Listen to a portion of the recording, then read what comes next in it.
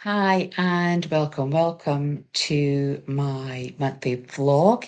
Phyllis Brown, you're joining me. And I do this sort of month in review of where I feel the energies have been and how that will still continue to impact us as we move forward.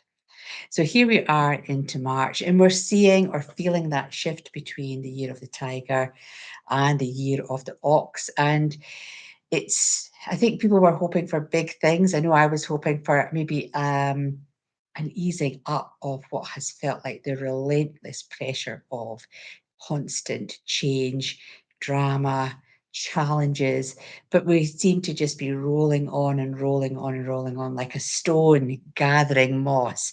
It just feels like we're getting really quite clogged down with it. I know for my clients, as they come to see me, they are feeling the same. They are feeling very flat, quite ungrounded, discombobulated, if you will.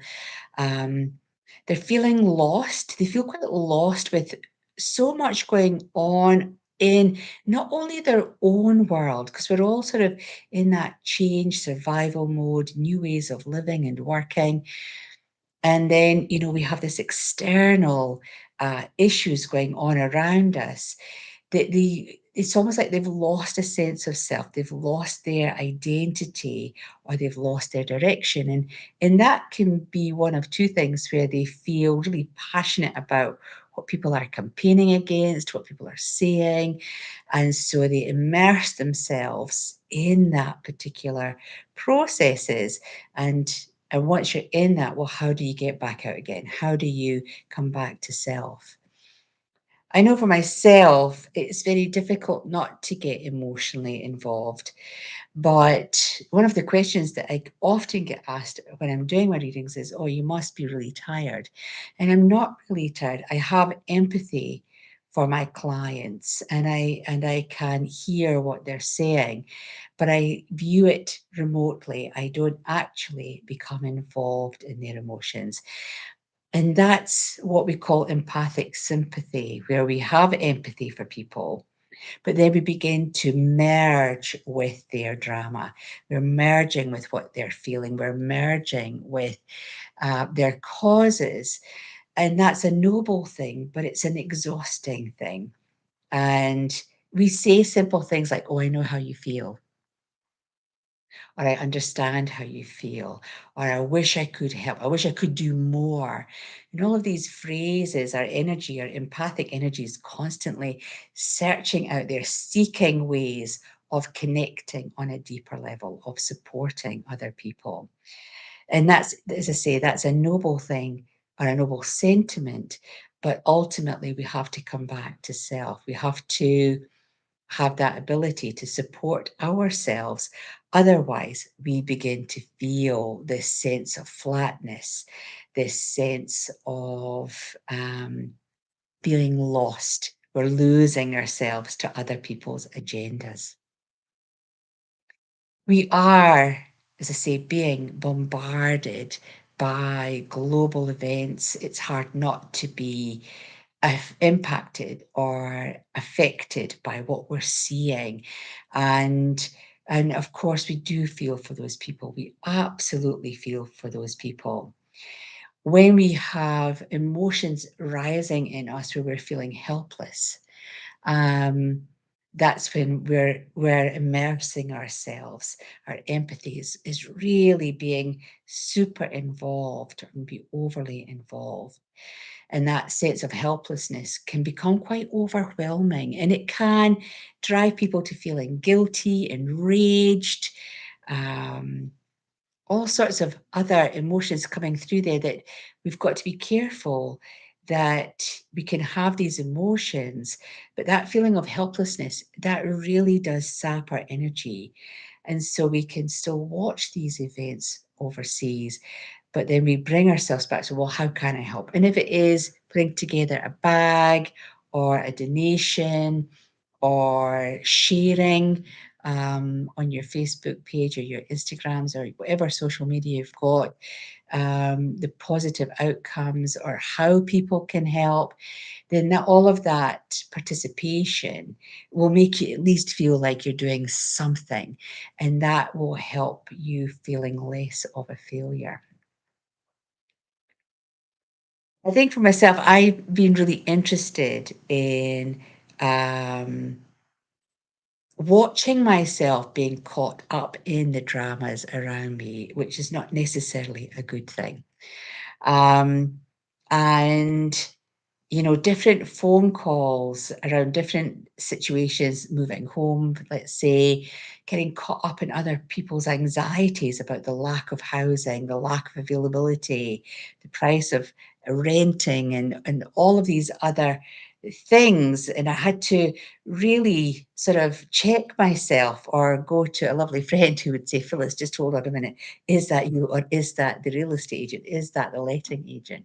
And it took me a little while just to sort of take my control back and come back and go, well, okay, there will be somewhere for me. And we found an amazing home. So again, it's what is happening around you that belongs to you or doesn't belong to you. What are you going through? And just recently, I was reminded of some of my tools that I use when what we call emotions, negative feelings start to come up. And in a telephone conversation recently, I sort of uh, became aware during the conversation of feeling like a failure, and those were my feelings. That wasn't what the person was saying to me. In fact, they were saying something quite opposite. But that brought up feeling not good enough, and that is the key phrase. I had to really sit with the word failure, and I go, well, am I really a failure? I don't think I'm a failure. So I am feeling this, but what's the underlying phrase? What's the underlying pain that I need to look on? And what do I need to then focus on and heal? And it's not being good enough.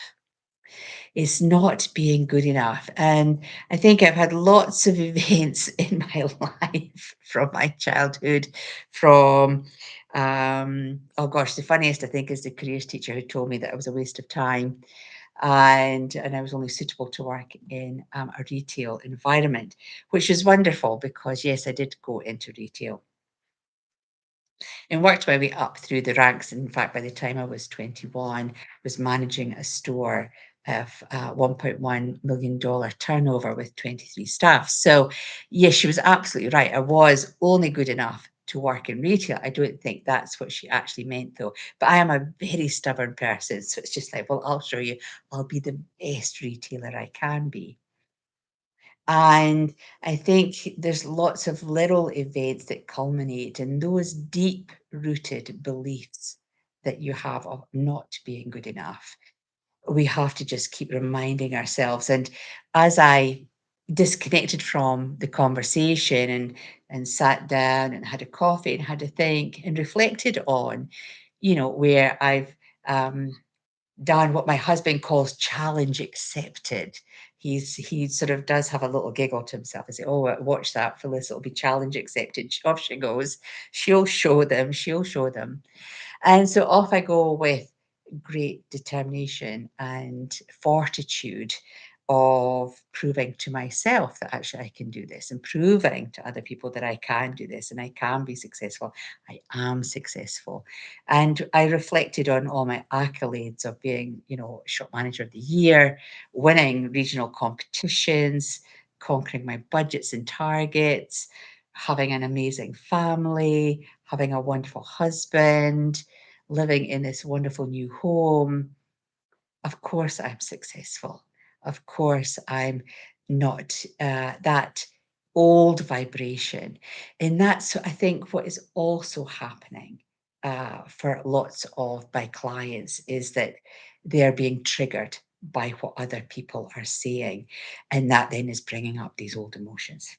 So, how do I deal with it? I've got several little tools that I use, but the tool that I do use, and I will put the image on my Facebook page for those of you who are only on the YouTube channel.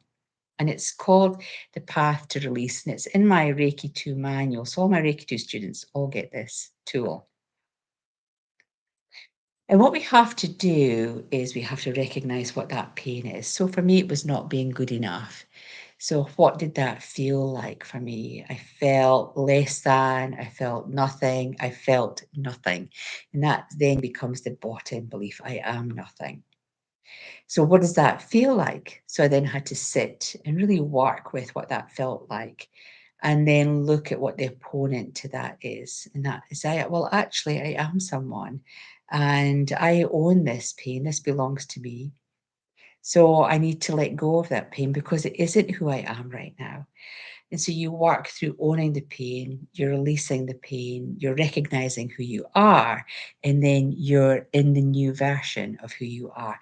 The path to release, it's a wonderful, easy tool that when you recognize a feeling coming up, rising up, and you think, oh, where did that come from? Then you can just tap into it really quickly and heal yourself and evolve into a more better version of yourself. Because that's what we're here to do. We're here to become the best version of who we absolutely are. When it comes to anxiety, yes, I do get anxiety. Moving house is a very anxious time, I have to say. Haven't done it in a few years. So I'll use homeopathic remedies like Trameal in liquid form, few drops under my tongue. I'll use Tranquiplex, another homeopathic remedy, few drops under my tongue, which is along the similar lines to rescue remedies. So those are some of the physical things that I can do to support my energy. And the other thing that I do is just to meditate. I will just sit, and even if it's just 5 minutes of nothing, you don't have to have music, you don't have to have a guided journey anywhere, but actually just sitting and breathing and focusing on your breath. It's one of the wonderful Buddhist techniques that we get when I go to my classes. Um, where we're just focusing on our breath coming in and out of our nose. And that's where your point of attention is, just to the tip of your nose. And you're just sitting and breathing. And I have to say, this new home has a wonderful energy that allows you to do that. It's quite a quiet house, really. And I just sort of sit on the sofa and just close my mind to what is going on around me. Excuse the trucks as they pass there. So we've got that whole process of these simple tools that can help you. So the other question that people ask is, but how can you stay detached, Phyllis? How do you still remain empathic, but you have that remote viewing? And another really simple technique is where people will say, oh, well, what protections do you put? How do you protect yourself? How do you protect yourself? If I'm feeling overwhelmed with what's going on in my own life, I really can't handle what's going on out there. So, to that extent, I will just imagine myself and immerse myself's imagination in being in a sleeping bag. It's really simple. I used this technique, 10 years ago, when I had a little episode that energetically wasn't really healthy for me. And so I would just wrap myself up in a sleeping bag and I zip it from the feet up, toggles at the top there, tying myself in, little window for my face. And the sleeping bag can be any color. Sometimes it's golden, lots of times it's white, sometimes it's orange. If I want to really actually just rejuvenate my energy. So I'll put myself in an orange sleeping bag on a visual, imaginative space. And I know I'm soaking that into my sacral center, really helping and supporting my adrenal glands, getting the energy levels back up. When I'm in my sleeping bag, it's almost like I feel a little bit impervious to other people's energies. And I just take my time and I feel I can be empathic, but I'm not being drawn into them. I'm not doing the whole empathic sympathy thing. So there's lots going on, and we're having to really deal with uh, things that are going on around us, and we're having to take our time and think about how we can do it better. So the newsletter is coming out soon. We've got this van coming. Hopefully, it'll be going past soon now. There it goes. Um, and in the newsletter, there's a little bit about what I've just talked about. But also, I'm redoing or putting out my booking link again. So for those of you that would like to come and have a personal session, it's all remote, so the links are there. If you're feeling flat, lost, discombobulated, at a junction, helpless, hopeless, all of those things, then use the link in the newsletter and you'll be able to join in. Or for those of you who are remote, I'll put the Phyllis Brown website details up and you can click on the link there. And the other big thing is that our learning process is changing. So I started in 2013 with correspondence courses for my students. So, the old snail mail, courses going out in the post and assessments coming back and all that sort of thing. And then we moved on to online learning in 2017. And we are now going to be shifting, hopefully by August this year, into self-guided learning. So it's hopefully a more simpler process, a new format, great products, and you're self-managing your learning yourself. So I'm hoping to simplify everything. So there's going to be a new look, new logo, new way of connecting with me, new meditation center with lots of meditations for you to sort of tune into. But we'll talk about that next time or on an individual podcast where I can let you know what's happening. And if there's anything that you want to talk about, ask about, you can post any comments here on the YouTube channel. You can look at my website. You can catch me on the Phyllis Brown Facebook page or the Phoenix Light Foundation Facebook page. So it's all there for you to look at. So until the next time, keep your energies protected. Remember to be empathic, but we don't have to immerse ourselves. Until the next time, bye for now.